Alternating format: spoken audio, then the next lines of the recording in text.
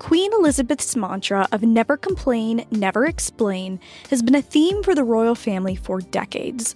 But in the last few years, as tensions within the family have risen, culture has shifted, and the institution itself has been questioned, it seems that the British royals have taken a new PR approach.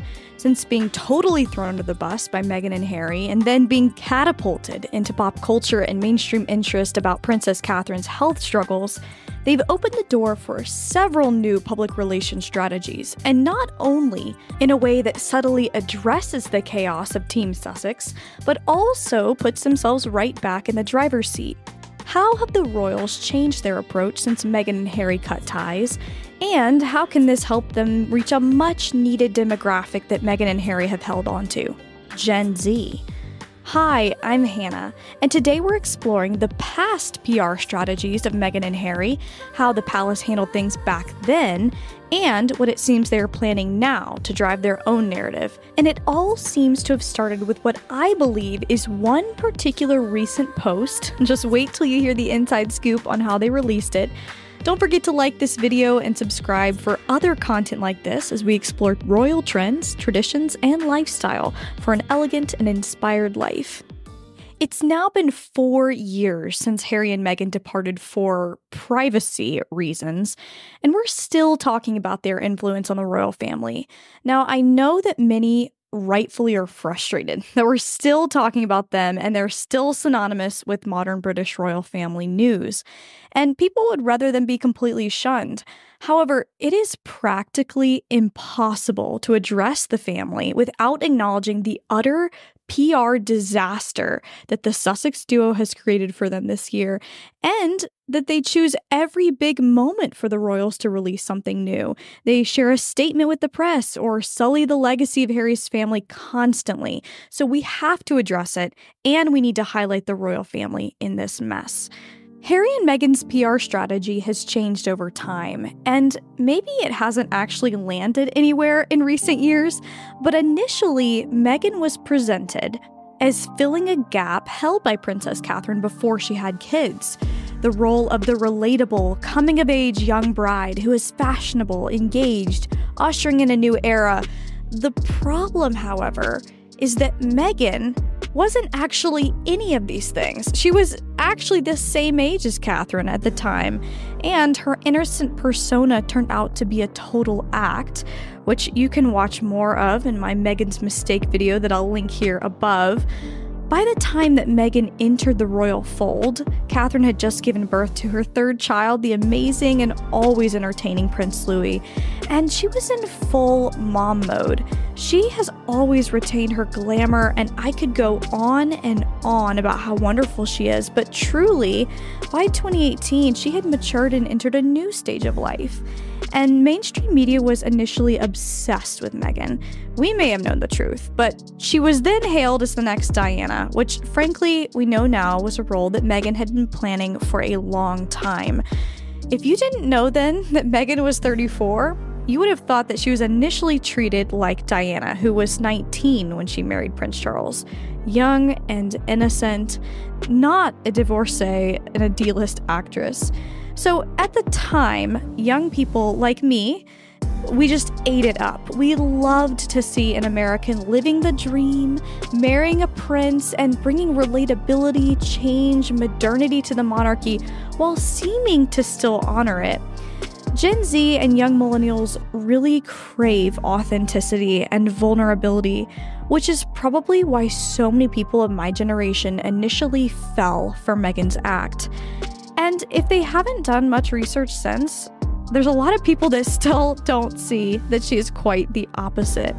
Meghan and Harry seemed like a welcome change. The first, and frankly the only year that she was a working royal, they really leaned into this with her hugging, behind-the-scenes sneak peeks on their socials, and a real desire to hit the ground running, which was reflected in their PR. Now, I know for older Brits that this was extremely jarring, and for the youth, this was actually really welcome, but then things, of course, dramatically unraveled fast. Now, it seems that Meghan knows that authenticity is important, although she doesn't have it. And so she tries to relate through playing the victim and playing the race card. Most of their PR initially was focused around trying to be authentic, especially after their split from the offices in Kensington Palace to create Sussex Royal in 2019. We now know that that split was fueled by bullying claims and great division between Kensington Palace and the Sussexes. Those of us who admire authenticity and vulnerability were so sorely discouraged when the entire thing turned out to be a disaster and a mockery by the Sussexes.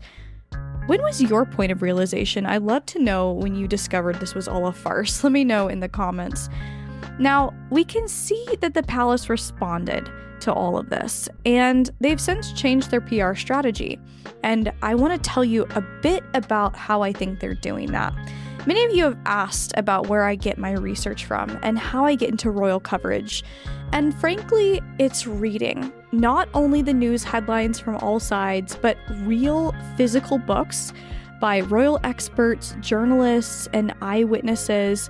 Reading is actually a very elegant trait, by the way. These are extremely interesting and helpful real-life accounts that I like to read about the royals and about Harry and Meghan. So it's important to read the entire books for context instead of just quick clips online. So I've compiled a list of all of my favorite royal research books in a thrift books list. So you can click the link below and look in the description for that. Thrift Books is fantastic. If you've never heard of them, you can order books for extremely good prices, and their shipping is so fast too. Special thanks to Thrift Books for partnering with me and sponsoring this video. I have loved Thrift Books for years. I'm so honored to have them support me. Please go check out that list of my top royal research books and explore Thrift Books below. You can shop the red deal tag and save up to 20% on more than 100,000 titles with Thrift Books deals. Let me know what books I should add to my list of royal research books in the comments. In the days before digital news and even the internet, PR in the palace was a totally different animal.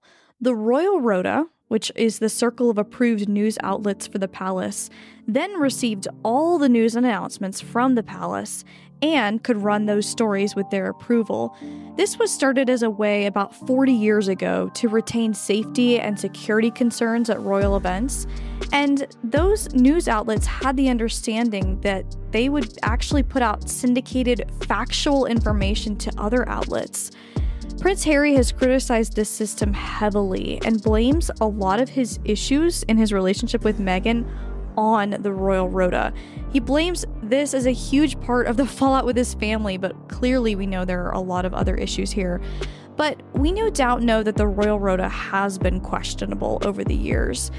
But in truth, they were extremely gracious to Meghan when she was Harry's girlfriend. Now, nowhere, I've looked everywhere to find a single image or clip of Meghan being bombarded by the press the way that Diana, Sophie, and Catherine were.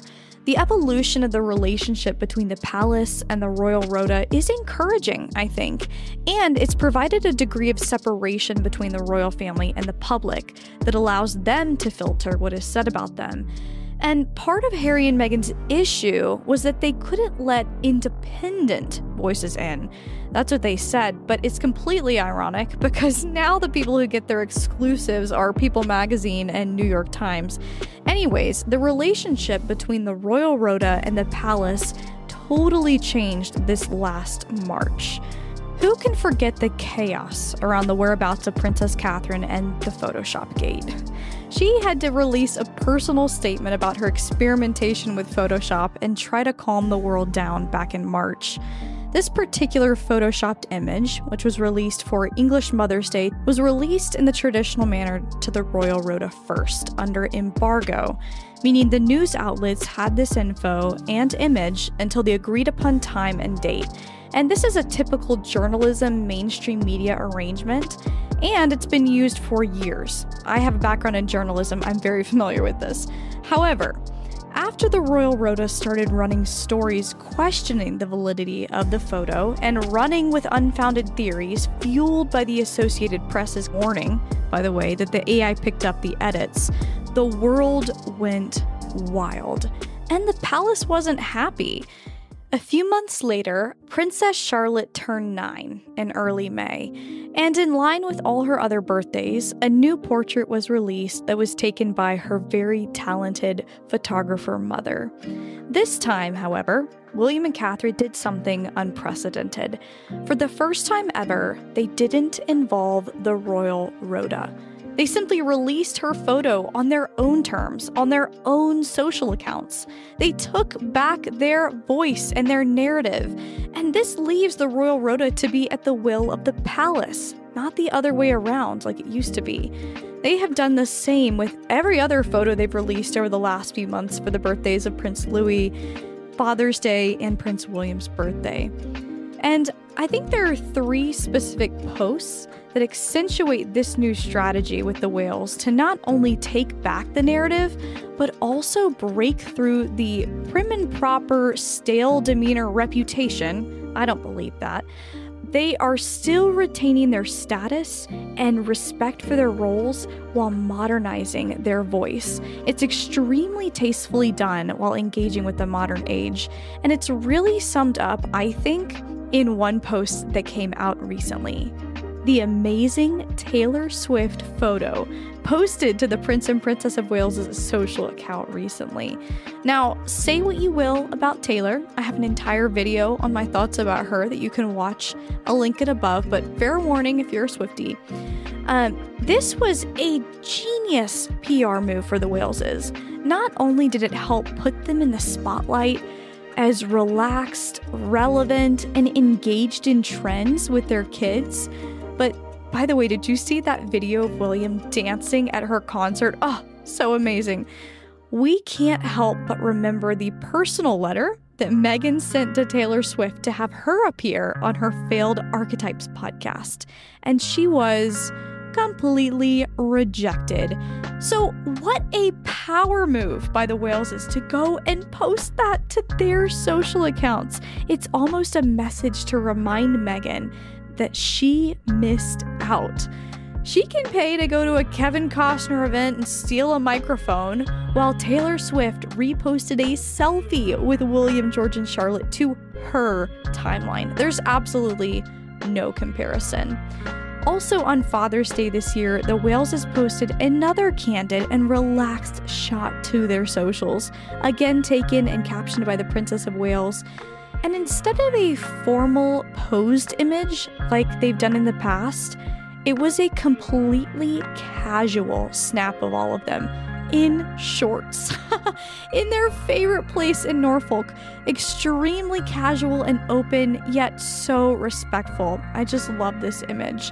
And just a few weeks ago, Prince William celebrated his birthday, and we saw the best photo of the kids jumping off a sand dune together. It's pure fun and pure class. This is the first time that I've seen William in sweats and making a silly face like this. It's posted as a professional photo on their proper account. It's absolutely incredible. He is in total dad mode, and it shows just how fun he must be. So for a modern monarch and a modern heir, he is tastefully showing a humorous side to him that is truly authentic and fun. Just like that video that surfaced this week of him riding a scooter through Windsor. He seems like a really fun guy that not only knows his duty and place, but how to have a meaningfully good time. He knows when to show that side of himself too, which is really important, unlike some others that we know. Reaching a younger demographic is extremely important to William and Catherine, not only for their own reputations, but for the future of the institution. Gen Z is getting excited and involved in their initiatives, which is vital to the health of their work.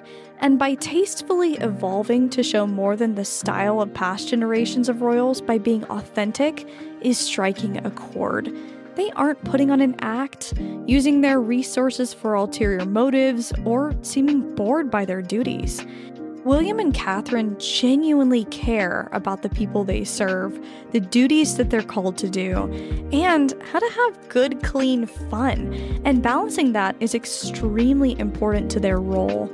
They've always had a sense of humor and I think let loose as people, but but their PR is now spotlighting this more and more. The palace is backing them up and making them more relatable.